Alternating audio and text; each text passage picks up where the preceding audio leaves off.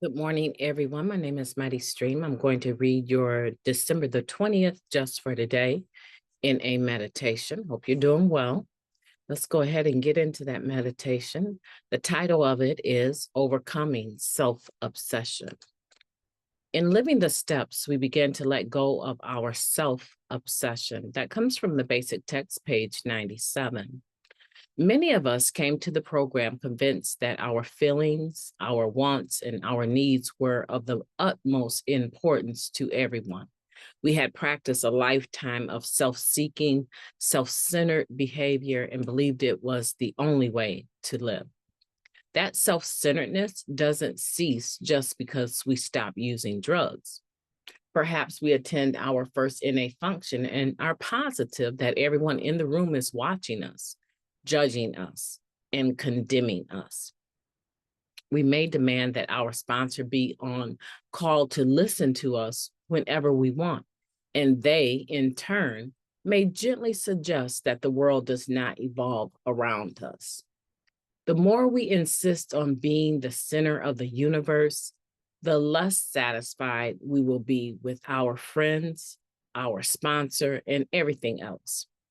Freedom from self-obsession can be found through concentrating more on the needs of others and less on our own. When others, have problems, we can offer help. When newcomers need rides to meetings, we can pick them up.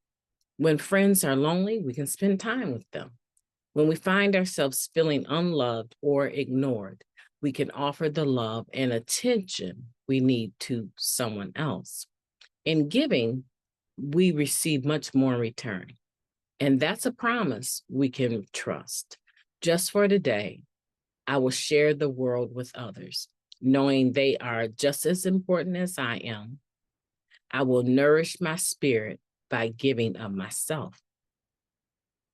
Let's take a moment of silence, followed by the we version of the Serenity Prayer. Moment of silence now, please.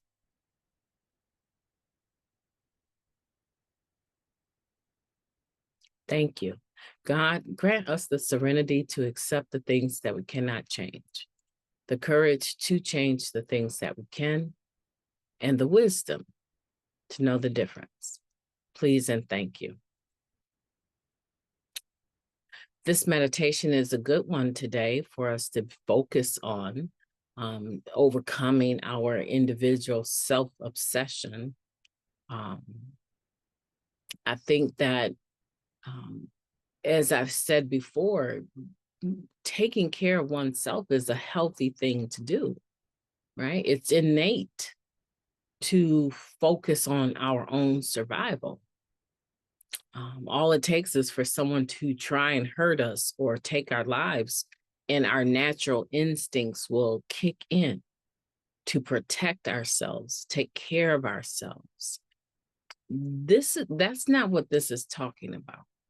This is talking about that self-centeredness, that presence of mind that is only concerned with what benefits oneself. It's almost narcissistic in the way that it operates. Everything is about me. Every comment that is made must be directed at me. They must be talking about me. They don't like me. What can he or she or they or them or it do to benefit me? It has no purpose unless it has a benefit for myself. These self-consuming, self-obsessive thoughts can lean in and of itself. Self-obsession is negative, but the things that one might obsess about could be good or bad. Could be good or bad. How do you break that cycle? I want to be honest, I feel like it's almost impossible to break it completely, because it's like, again, a part of our human experience to take care of oneself. But when we cross over from self-caring, right, taking good care of oneself, into self-centered behavior, self-seeking, type living. That's where individuals oftentimes will not know how to reel that part in. So what I want to say, if you consider yourself self-obsessed, or someone else is telling you, hey, you're pretty self-obsessed here, it's not all about you, right? The first thing is to acknowledge it, just like we do with the disease of addiction. And this is a manifestation of our disease of addiction. So the first thing to do is admit that you have a problem with it. And when I do that, I am making a statement to self. I'm very much aware of how you're operating right now, MightyStream, and you need to take care of this. You need to get some help with this. You need to move on to the second step and believe that you can be restored to sanity. You don't have to live the rest of your days being self-centered and self-obsessed, and no one really wants to be bothered with you. You don't have to do that. So I admit I have a problem, honesty. I come to believe that a God of my own understanding, a higher power, can restore me to sanity, right? And then I turn that over. But I work with my prayer, right? I work with my concern. I work with it and not against it. So there will be things that will come up quite naturally that will give me an opportunity to see where I'm actually at with this self-obsession, right? If I'm really breaking free, or I'm just holding on for the next opportunity, for the next situation to best benefit me, right? The next conversation, the next opportunity to look good in front of others, right? We say we suffer from low self-esteem, and we do. But a lot of times what's operating here is pride, right? And so I begin to work with the God of my understanding in this area. Okay, this is an opportunity for me not to be worried about myself here and extend goodwill towards another human being or another situation. And then I do it.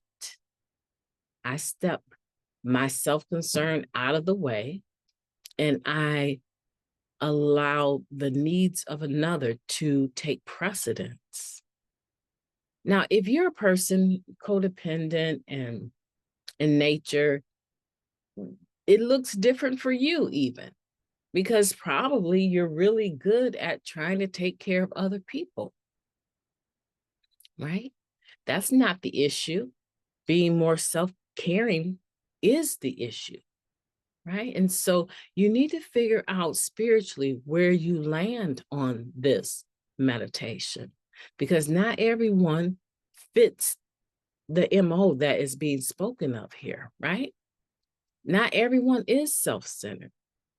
There's a lot of us out there that we're not centered on ourselves at all. And we need to be more caring about ourselves. So don't just take a meditation. I guess my point is, don't just take a meditation and be off to the races with it. Take it sentence by sentence and examine yourself in how you land, or where you're placed within this meditation, and what you can apply, and what you cannot let it fly. Okay, that's the best way, because every meditation, even though it's written, and we usually can find something in it that can help us, right? If we're open-minded, we can find something in it that can help us. Not all pieces of this puzzle will fit in your life, and you have the ability to practice it with autonomy.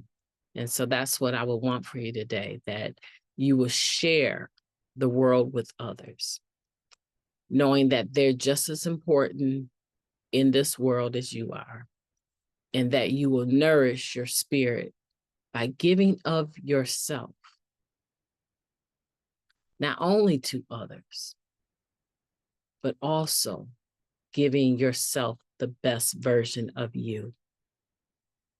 whatever that looks like. My name is Mighty Stream. I've enjoyed talking to you today. I hope that you will have a beautiful day on purpose.